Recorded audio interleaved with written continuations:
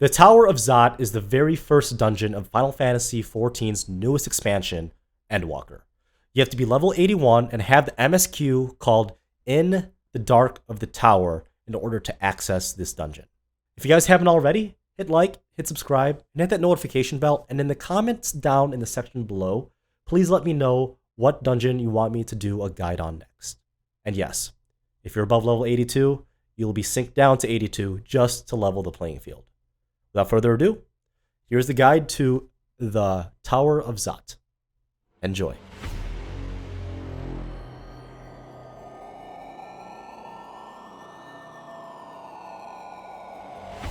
Just like with any new expansion's first dungeon, I always ask the healer, as a tank, how much I could pull.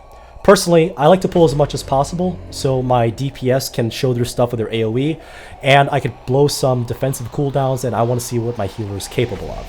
But, depending on how you want to pull this dungeon's first few mobs, you'll get to the very first boss in about 2 to 5 trash pulls. So let's take a look at the very first boss of this new expansion, Mindy.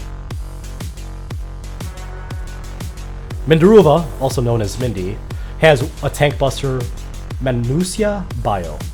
It is a tank buster with a poison debuff, so healers, please have Izuna ready.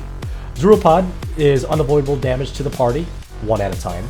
Healers, please shield, HP regen, and top off the DPS and tanks. Mansuya Blizzard 3 is a cone AoE lines, stay in between lanes. Manusia Thunder 3 is distributing small and medium-sized AoEs that spread, so please avoid that throughout the arena. Manusia Bio 3 covers half of the arena in an unavoidable AoE, so please stay on the correct half of Mindy's side. Manusia Fire 3 is when Mindy covers the arena in fire except for her melee range. So when she's casting this, please come in and give Mindy a nice big hug. Transmute is her special ability.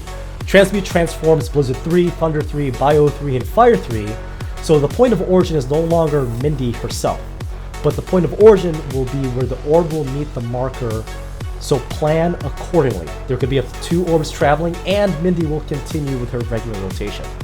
When it comes to Transmute, please be especially careful for Bio 3 and Fire 3. It's very important that you guys are mobile and try to predict when these orbs are going to hit their specific markers. With all these mechanics handled with care, Mindy should go down without too much trouble.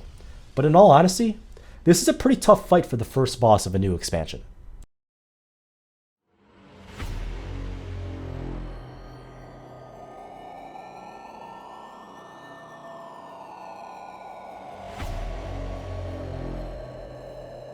Sandaruva, also known as Sandy, has a tank buster in the form of Itsuva CD. Propti CD just spawns AoE lines, just avoid that.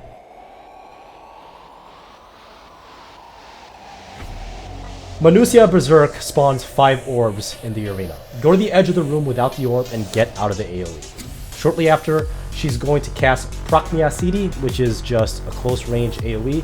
Get out.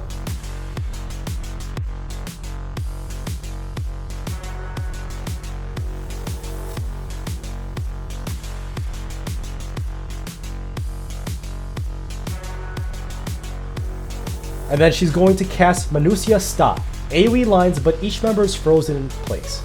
If you are not frozen in place, just get out of that line and you'll get your turn.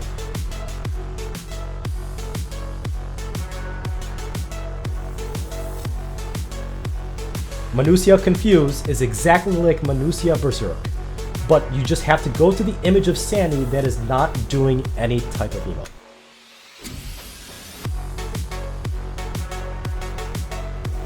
This is probably the simplest of the 3 bosses in this dungeon.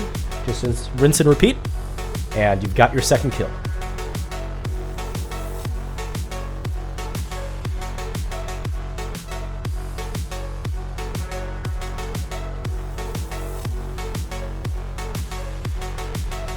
The final boss, you're going to start off facing Cindy, but more on that later. She will cast Samsara, which is an unavoidable party damage spell. And after some time, she's going to summon 2 previous bosses, who happen to be her sisters, to help her out. You want to kill Cindy first, and if you forget who Cindy is, she's the sister that is thicker than a Snicker.